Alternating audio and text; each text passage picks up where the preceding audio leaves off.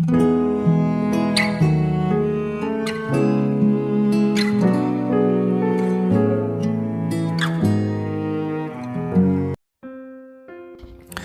saudara yang kasih Tuhan Yesus, selamat malam dan salam sejahtera bagi saudara semuanya.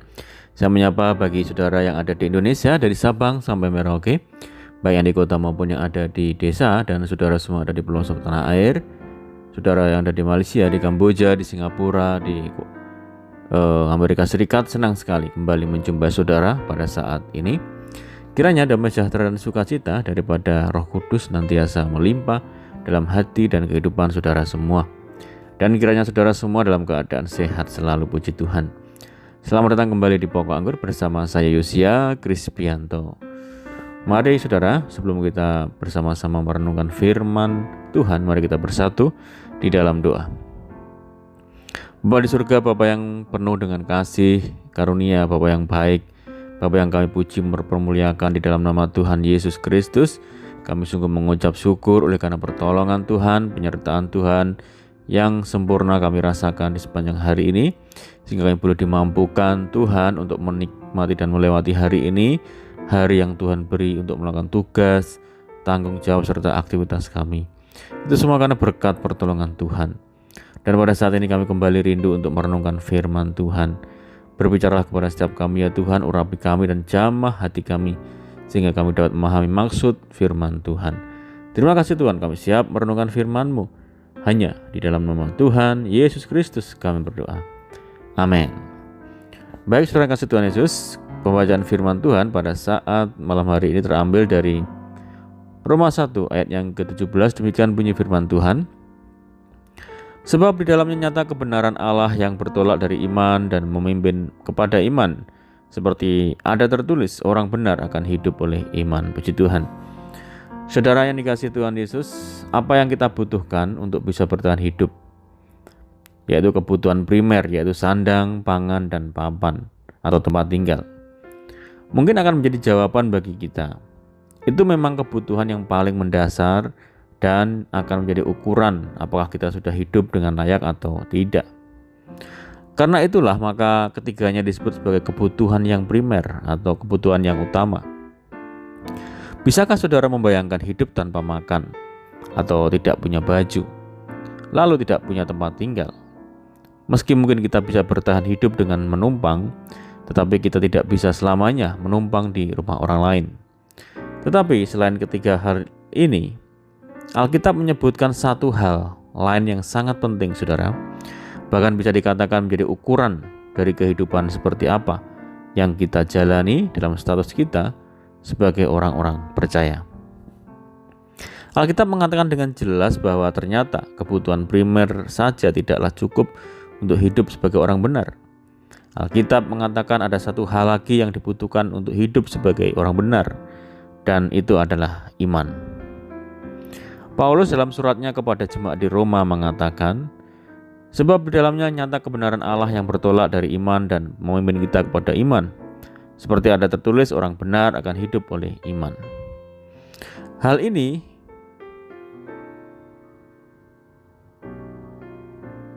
ia sampaikan sebuah pesan penting agar mereka dan juga kita hidup oleh iman. Apa artinya hidup oleh iman, saudara? Tanpa iman, maka saya tidak akan hidup. Itu jelas, saudara. Tapi apa yang digambarkan sebagai iman bukanlah berbicara hanya sekedar selamat dari lubang jarum saja. Benar, kita selamat oleh kasih karunia Allah, tetapi lihatlah bahwa iman sangatlah berperan di dalamnya. Dalam Efesus 2 ayat yang ke-8 mengatakan, sebab karena kasih karunia kamu diselamatkan oleh iman. Itu bukan hasil usahamu tetapi pemberian Allah. Tuhan memberi kasih karunia-Nya untuk menyelamatkan kita. Tetapi semuanya akan sangat bergantung dengan iman yang ada pada kita. Iman akan sangat menentukan bagi keselamatan kita kelak. Tetapi untuk di dunia pun iman akan sangat menentukan seperti apa hidup yang kita jalani. Orang benar itu hidup oleh iman, artinya iman sangat menentukan langkah orang untuk menjadi orang benar. Iman seharusnya berada dalam kehidupan kita sehari-hari, di dalam setiap hal yang kita lakukan, putuskan atau jalani. Sebuah kualitas hidup orang benar sesungguhnya sangatlah ditentukan oleh seberapa besar iman mengisi hidup mereka. Apakah kehidupan yang penuh ketakutan, kebimbangan, atau hidup yang dipenuhi damai sejahtera, sukacita, tanpa tergantung situasi yang tengah dihadapi. Apakah hidup dengan sikap positif atau mudah berburuk sangka? Apakah hidup dengan ketulusan dalam mengasihi atau pamrih? Semua akan bermula dari iman seperti apa yang ada di dalam diri kita.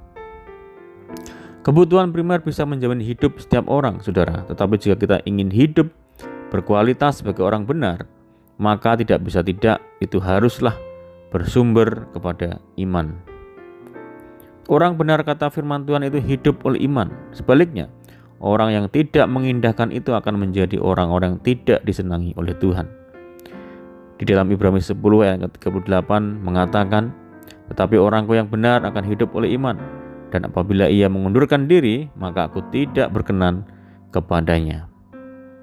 Jika ada yang bertanya dari mana iman itu bisa timbul, maka Paulus mengatakan pada ayat sebelumnya, ayat bacaan kita hari ini, sebab aku mempunyai keyakinan yang kokoh dalam Injil, karena Injil adalah kekuatan Allah yang menyelamatkan setiap orang yang percaya.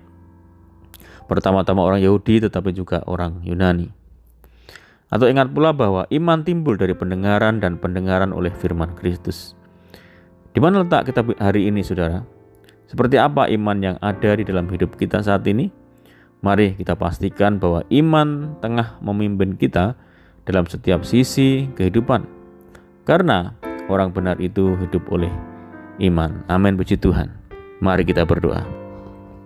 Bapa di surga, Bapa di dalam nama Tuhan Yesus, berterima kasih, mengucap syukur buat firman Tuhan pada saat malam hari ini mengajarkan kepada setiap kami untuk kami hidup oleh iman. Sebab kami adalah orang-orang benar yang meyakini bahwa kami hidup itu semua adalah anugerah dan dari kasih karunia Tuhan. Ajar kami senantiasa untuk menjalani hidup ini dengan penuh iman ya Tuhan, sehingga hidup kami boleh menjadi kesaksian di tengah lingkungan yang belum percaya kepada Tuhan. Terima kasih Tuhan, mampukan kami untuk mengerti firman-Mu, ajar kami Roh Kudus untuk kami dapat memahaminya dan mempraktekannya dalam kehidupan kami sehari-hari. Terima kasih Tuhan, dan saat ini kami rindu berdoa bagi saudara kami yang mendengar program ini dimanapun berada, baik di dalam negeri maupun di luar negeri. Saudara kami yang di perantauan, Tuhan berkati mereka. Tuhan teguhkan hati mereka untuk senantiasa kuat di dalam Tuhan. Tuhan menjamah, menyembuhkan setiap saudara-saudara kami yang saat ini terbaring sakit di dalam nama Tuhan Yesus. Tuhan memberkati saudara kami yang dalam rumah tangga, dalam keluarga, pekerjaan, bisnis, pendidikan, dan apapun yang dikerjakan. Mohon penyertaan dan penjagaan Tuhan malam hari ini. Pimpin kami, tuntun kami, supaya kami dapat berjalan di dalam terang firman Tuhan. Berdoa bagi saudara kami yang terikat oleh kuasa dosa dan kutuk dosa, dibebaskan, dilepaskan di dalam nama Tuhan Yesus.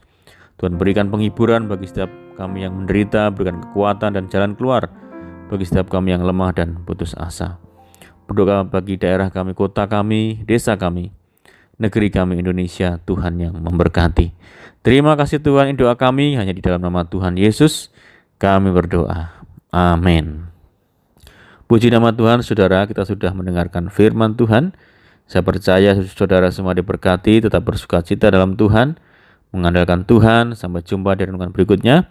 Saya ucapkan selamat malam, Tuhan Yesus memberkati. Haleluya.